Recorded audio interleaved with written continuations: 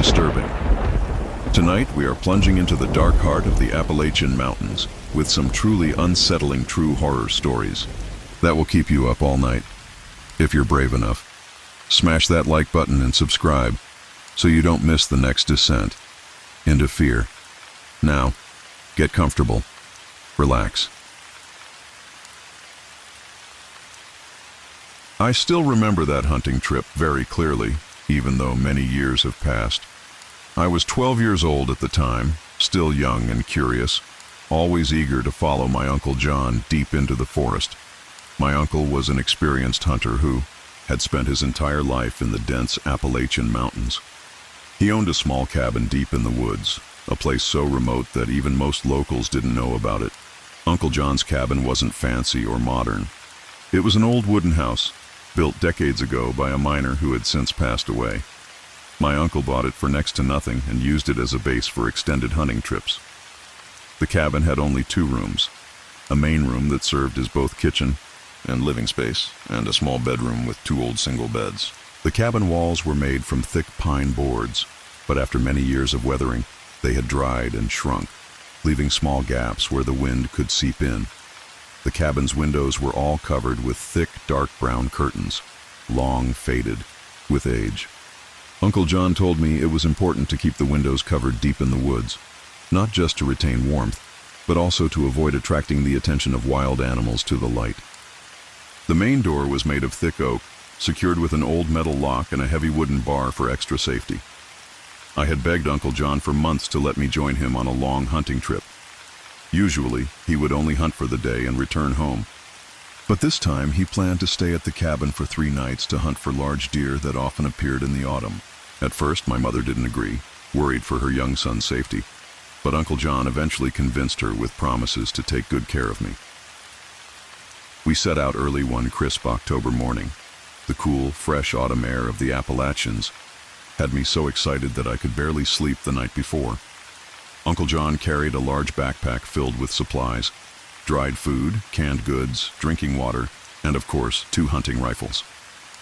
I was allowed to bring a small .22 rifle to practice target shooting. The journey into the deep woods took nearly 3 hours. We started on a main trail, then turned onto a narrow dirt path barely wide enough for a pickup truck. Eventually, we had to leave the vehicle behind and hike about a mile along hidden trails that only those familiar with the forest would know. Uncle John led the way confidently, as though he could navigate the forest with his eyes closed. When the cabin finally appeared before me, I felt both excitement and a hint of nervousness. The little house looked lonely and eerie among the towering trees. The tall pines surrounding the cabin seemed like giants watching from above. There were no sounds except for the wind rustling through the leaves and the crunch of our boots on the dry forest floor. The first afternoon was uneventful. Uncle John taught me how to recognize animal tracks, how to move quietly through the woods, and how to observe the environment for signs of game. We didn't catch anything large, just a few squirrels for dinner. As night fell, we returned to the cabin, cooked a simple meal, and sat by the small fireplace for warmth.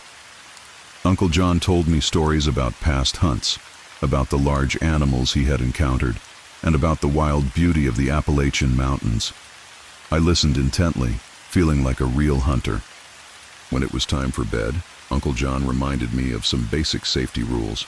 Never go outside alone at night, and always tell him if I heard anything strange. The first night passed uneventfully.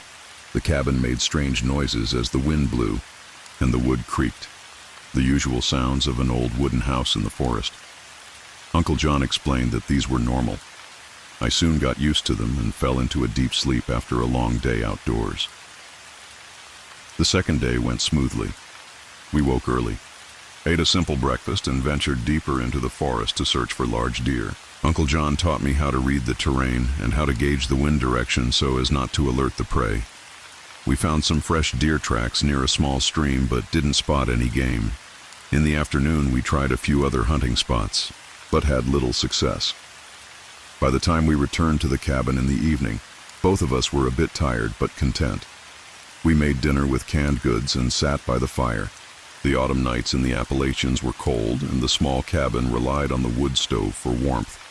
After dinner, Uncle John and I talked for a bit longer before preparing for bed. He checked the door, making sure it was securely locked and barred. He also checked the windows to ensure they were tightly shut and the curtains fully drawn. "Safety first in the deep woods," he told me. "You never know what's out there." I lay on the small bed next to Uncle John's, listening to the familiar sounds of the forest at night. The wind in the trees, small animals moving in the underbrush, the creaking cabin. Sleep soon overtook me. I don't know how long I had been asleep when I awoke to a strange sound. At first I wasn't sure if I had actually heard anything, half asleep as I was. But then it came again, a faint, deliberate knocking on the cabin wall. Tap, tap, tap. The knocking was steady and rhythmic, not random like branches brushing the wall in the wind. It was intentional, as though someone, or something, was purposefully tapping from outside. I lay still, listening carefully. The sound moved slowly along the wall beside my bed. Tap, tap, tap. I could track its movement precisely as it traveled along the wall, around the corner to another wall. Not fast, not slow, just a steady, deliberate pace. I glanced at Uncle John and saw that he was awake too, lying silently, listening. His eyes in the dim light showed he had heard it as well. We exchanged a glance, but neither of us dared move or speak. The knocking continued, moving steadily around the cabin, past the windowed wall, the front door, the opposite wall, and finally back to the wall by my bed. A full circuit took about 5 minutes. Tap, tap, tap. Uncle John slowly sat up, careful not to make noise. He signaled for me to stay still, then quietly retrieved his hunting rifle and a flashlight. Moving cautiously, he approached the window, gently pulling back a corner of the curtain and shining the light outside. The beam swept the area outside the window. Nothing, no figures, no movement. He kept the light steady for a few minutes, scanning carefully, but saw nothing unusual. Yet the knocking continued. While he watched through the window, the sound moved to the opposite wall. Steady, intentional. As if whatever was out there was systematically circling the cabin, knocking on each wall. Uncle John returned and placed a finger to his lips, signaling for absolute silence. He moved to the front door, pressing his ear against it. The knocking was now approaching from that direction. Tap, tap, tap. When the sound neared the door, Uncle John gripped the door handle tightly. I could see his tension, ready to confront whatever was outside. But the knocking moved past the door without stopping, continuing around the cabin. Uncle John stood by the door for several more minutes, listening. Then he came back, giving me a serious look. He motioned for me to come closer and whispered, "Don't go outside, no matter what. We'll wait until morning." He double-checked the door's lock and wooden bar, ensuring it was secure. Then he inspected all the windows, confirming they were closed and the curtains tightly drawn. He brought his rifle close to the bed, within easy reach, and sat with his back against the wall to watch the entire cabin. The knocking did not stop. All night long it continued in the same deliberate pattern. Each circuit took about 5 minutes. Whatever was outside showed no sign of tiring. Occasionally the knocking would pause for a few minutes, giving us hope it had ended. But then it would start again, from a different point. Sometimes it was just outside where we lay. Other times it was further away, but always moving, always present. Neither Uncle John nor I slept that night. We sat in the darkness, listening to the strange knocking, trying to make sense of it. I wanted to ask Uncle John about it, but he always signaled for silence. It seemed he feared that if we made any noise, whatever was outside would know we were awake. When the first light of dawn began to filter through the curtains, the knocking gradually faded and finally stopped. We waited another hour to be sure before Uncle John dared to open the door. Morning light filled the cabin, bringing a sense of normalcy. Uncle John cautiously opened the door and looked outside before stepping out. I followed, exhausted from the sleepless night, but curious to see if there were any signs. We walked around the cabin, inspecting every wall and corner. The ground was covered in thick layers of dry leaves that had accumulated over years. If anyone, or anything, had walked around the cabin, it should have left a trace, But there was nothing. No footprints, no disturbed leaves. We checked the walls for signs of contact, but found none. Uncle John stood in the clearing, scanning the surroundings with a puzzled look. He checked nearby trees, but they were too far from the cabin to have caused the knocking. Probably an animal, Uncle John finally said, though his voice lacked conviction. Maybe a bear or something curious about human scent. But I knew it wasn't an animal. The knocking had been too intentional, too systematic. It moved around, the cabin in a fixed pattern, with a steady rhythm, and, most importantly, it seemed intelligent, purposeful, like something trying to attract attention or instill fear. We ate breakfast in silence, both tired and uneasy. Uncle John decided we would not stay the third night as planned. Best to head home early, he said. Weather might turn bad. We packed and left that morning. On the way back, neither of us spoke much about what had happened. It seemed that not speaking of it might help us forget, but I never forgot the knocking. Even now, years later, I can still hear it in my mind, steady, persistent, circling the cabin in the dark. Uncle John never returned to that cabin, and after a while, he sold it. When I asked why, he simply said he didn't need it anymore. To this day, I still don't know what was knocking on the cabin that night. Maybe it was just a curious animal, as Uncle John suggested, but in my heart, I believe it was something else, something smarter, something with intent, and I hope I never encounter it again.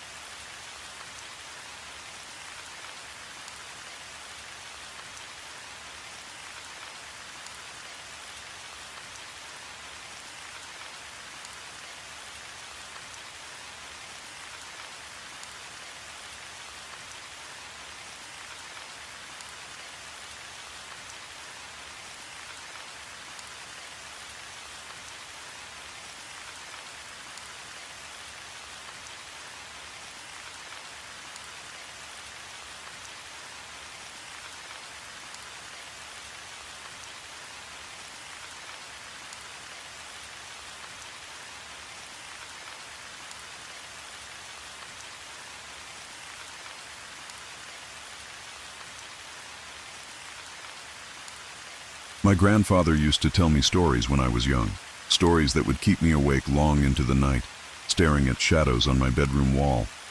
Of all the tales he shared, none haunted me quite like the story of Grapefield, Virginia, and the curse that still lingers there to this day. Grapefield was once a prosperous little town nestled in the foothills of the Blue Ridge Mountains. Today, if you drive through, you'll find nothing but empty storefronts, broken windows, and houses slowly being reclaimed by kudzu and Virginia creeper. But my grandfather remembered when it was different, when families filled the streets and children's laughter echoed from every corner. That was before the curse took hold. Before the Civil War tore the nation apart, Grapefield was already divided. On one side stood the plantation owners, men who built their wealth on the backs of enslaved people. On the other were the abolitionists, folks who believed slavery was a sin against God and man. As tensions mounted across the South, they mounted faster in Grapefield. The plantation owner was a man named Cornelius Blackwood, and he was cruel even by the standards of his time. He didn't just own slaves, he terrorized the entire community. When he began assaulting local women, both black and white, the town's patience finally ran out. One autumn night in 1859, an angry mob surrounded the Blackwood plantation house. They came with torches, rope, and decades of suppressed rage. What happened next would stain the town's soul forever. The mob set fire to the grand house, but in their fury, they did something unforgivable. They barricaded the windows and doors, trapping everyone inside. Cornelius Blackwood burned that night, but so did his wife, his 3 young children, and a dozen workers who had nowhere else to run. By morning, nothing remained but charred timbers and the screams that seemed to echo long after the flames died down. The townspeople tried to bury the truth along with the bodies, but secrets have a way of surfacing. Word spread that Grapefield was cursed, marked by the innocent blood spilled in pursuit of justice. Over the years that followed, the town began its slow decline. Businesses failed, families moved away, and those who remained turned to drink and violence. 75 years later, in 1934, a hunter named Hiram Carter was tracking deer along the old Appalachian Trail near Grapefield. Hiram was known as one of the finest shots in 3 counties, a man who could put a bullet through a silver dollar at 50 paces. That morning, he had a perfect shot lined up, a magnificent buck standing motionless in a shaft of golden sunlight. Hiram steadied his rifle, controlled his breathing, and began to squeeze the trigger. Then the deer bolted. Not the careful, measured retreat of an animal that sensed a hunter, but the wild, panicked flight of prey fleeing a predator. Hiram lowered his rifle and peered through the underbrush, trying to see what had spooked his quarry. That's when he saw it. The creature was too thin to be a bear, too large to be a dog, and it moved with a speed that defied belief. It loped through the forest on what might have been 4 legs, then seemed to rise up on 2, then dropped back down again. For one terrible moment, it turned toward Hiram, and he caught a glimpse of what might have been a face. If faces could be so twisted by pain and madness. Hiram Carter, who had faced down black bears and mountain lions without flinching, dropped his rifle and ran. He burst through the doors of Murphy's Speakeasy, one of those illegal establishments that had flourished even after Prohibition ended, wild-eyed and gasping for breath. The regulars looked up from their bootleg whiskey and card games as Hiram collapsed into a chair. "I seen something out there," he wheezed. "Something that ain't natural." The men laughed at first, suggesting he'd seen a starving bear or maybe sampled too much of his own corn liquor. But Hiram's hands were shaking, and sweat poured down his face despite the cool autumn air. "It was large," he insisted, "and fast, but most of all, God help me, it seemed intelligent." A week passed, and Hiram's story became just another tall tale told over drinks. Then the Hartley girls went for a walk. Sarah and Mary Hartley, ages 10 and 12, often took their dog Buster for evening walks near the old plantation ruins. Their parents had warned them to stay away from the charred foundation stones and the well that local children claimed was haunted. But curiosity is stronger than caution in the young. They were picking blackberries from a bramble patch when Buster suddenly stiffened, his hackles rising like a porcupine's quills. A low growl rumbled in his throat. Not the playful warning he gave to squirrels, but the bone-deep snarl of an animal facing mortal danger. The girls looked up to see a shape emerging from the ruins. At first it crawled on all fours like some enormous, malformed dog. Matted hair covered its body, and its movements were wrong somehow. Too fluid in some places, too jerky in others. Then, impossibly, it rose up on its hind legs and stood swaying like a man. But no man had ever looked like this. The face was a ruin of burned flesh and twisted bone, and the eyes that stared at them held intelligence and madness in equal measure. For a heartbeat, predator and prey regarded each other across the darkening field. Then Mary screamed. Sarah grabbed Buster's collar, and all three fled toward town. The creature gave chase. Behind them, they could hear it dropping back to all fours, crashing through the underbrush with inhuman speed. Sarah risked a glance over her shoulder and saw it gaining on them, its ruined face locked in what might have been a grin. They barely made it to the edge of town before the creature broke off its pursuit, melting back into the shadows as if it had never been there at all. That night, the Hartley girls described their encounter to anyone who would listen. They called it a monster, a demon, a thing that should not exist. But old Mrs. Brennan, who remembered the plantation fire, looked thoughtful and said nothing at all. Within days, the whole town was talking. Some folks wanted to organize a hunting party immediately.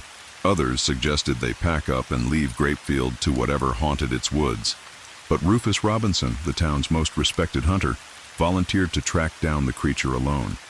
One man can move quieter than a dozen, he reasoned, and if it really is just a sick bear or a wild dog, there's no sense risking more lives than necessary.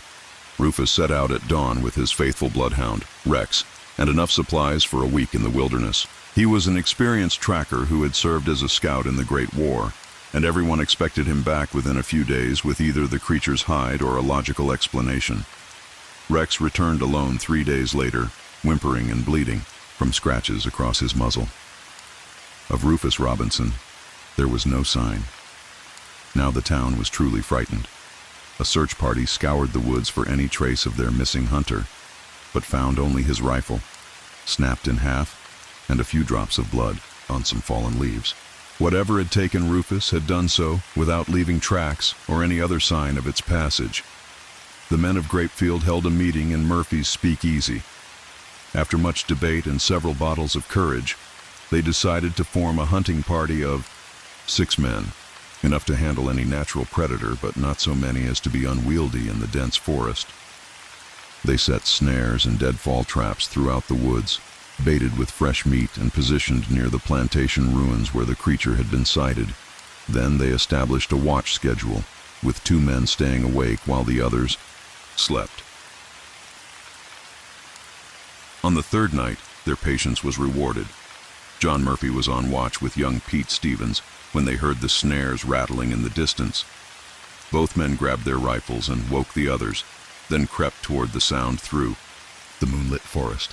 They found their trap sprung and their bait gone, but that wasn't what made their blood run cold.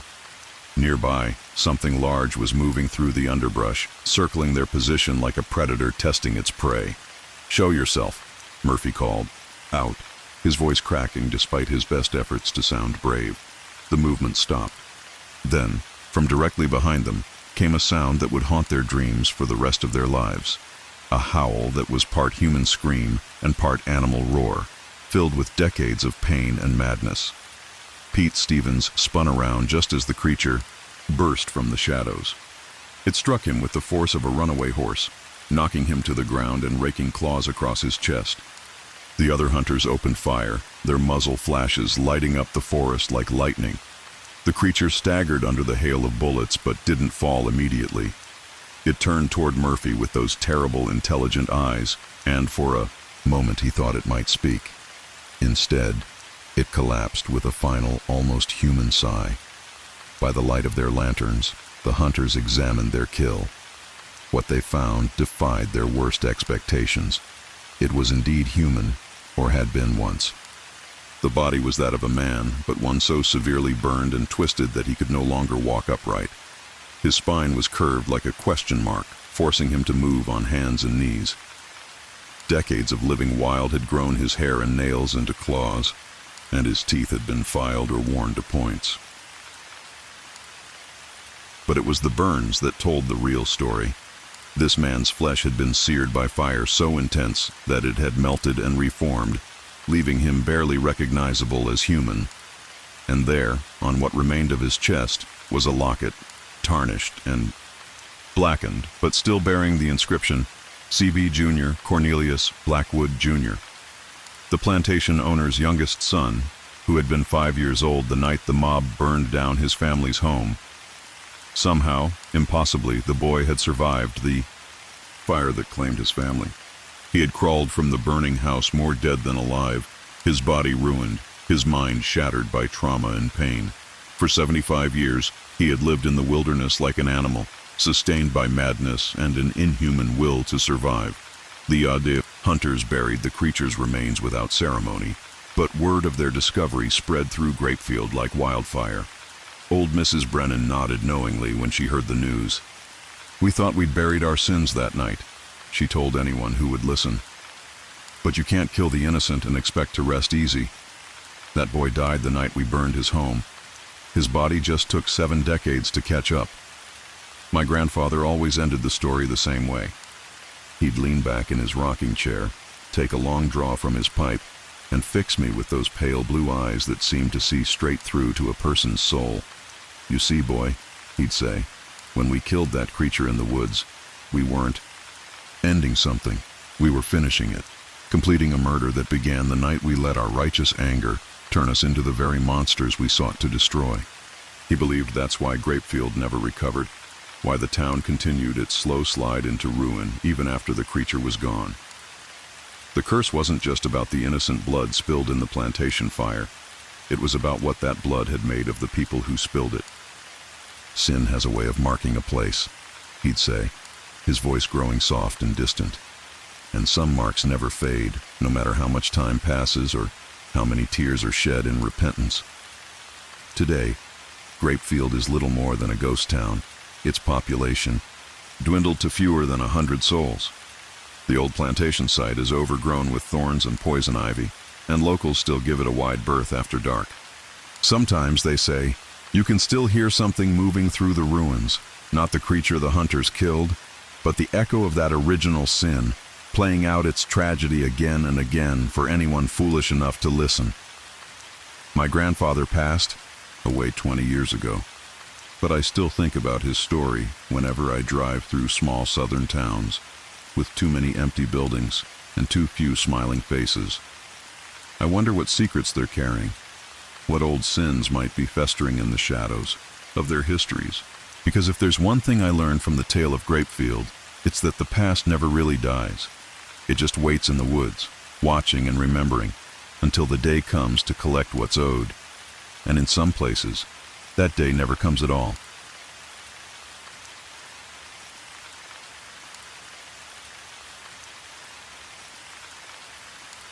I've always been comfortable in the woods.